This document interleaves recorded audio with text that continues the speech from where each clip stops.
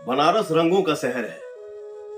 प्रधानमंत्री जी के बनारस चुनाव लड़ने के बाद बनारस को बदलने के लिए उनकी तरफ से लिए गए फैसलों की कहानी है। बनारस रंगों का शहर है और इस शहर को रंग की वजह से जाना जाता है और ख़ास तौर से जब प्रधानमंत्री मोदी ने यहाँ से लोकसभा का चुनाव लड़ा उसके बाद बनारस की तस्वीर बिल्कुल बदल गई। ऐसा कह रहे हैं भोजपुरी के पावर स्टार पवन सिंह और अपने हाथ में वो एक किताब लिए हुए, उस किताब के बारे में बताते हैं कि ये मोदी का बनारस है और इस किताब के लेखक के बारे में भी वो तज़किरा करते हैं और कहते हैं कि इस किताब को पढ़िए, लेखक के अंदर बड़ी काबिलियत है और उस काबिलियत की वजह से उन्होंने बनारस के मोदी की तस्वीर उकेरी है उसमें।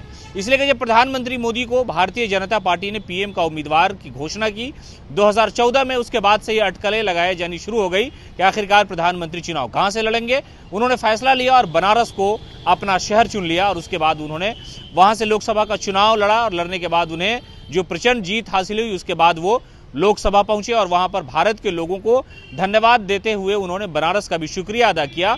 और फिर 2019 के लोकसभा चुनाव के दौरान भी प्रधानमंत्री मोदी ने बनारस वासियों को बड़ी सारी सौगात दी और फिर चुनाव वो जीतते चले गए और मौजूदा समय में वो वहां के मेंबर ऑफ पार्लियामेंट भी है। इसी मामले को लेकर के अरविंद चतुर्वेदी ने एक किताब लिखी है और उस किताब का शीर्षक जो है, जो नाम उस किताब का है वो है मोदी का बनारस या बनारस के मोदी।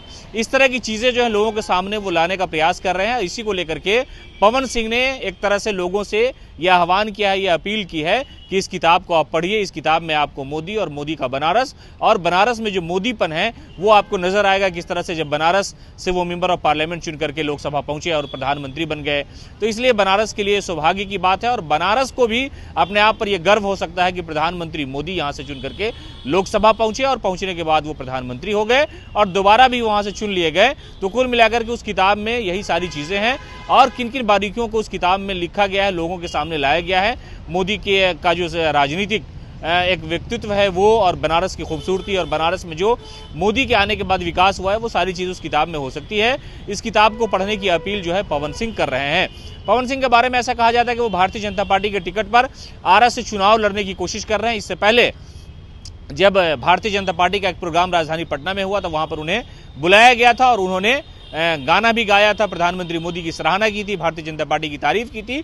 उसके बाद से यह अंदाज़ा लगाया जा रहा है कि पवन सिंह शायद इस बात की कोशिश में है कि उन्हें प्रधानमंत्री नरेंद्र मोदी, अमित शाह और जेपी नड्डा की तरफ से इस बात का आश्वासन मिल जाए कि वो भी लोकसभा का चुनाव भारतीय जनता पार्टी के टिकट पर बिहार से लड़ सकते हैं। हालांकि ऐसी उन्होंने इच्छा जरूर जताई थी कि अगर मौका मिलेगा तो कौन नहीं चाहेगा कि बड़ा बन जाए, कौन नहीं चाहेगा कि आगे चला जाए।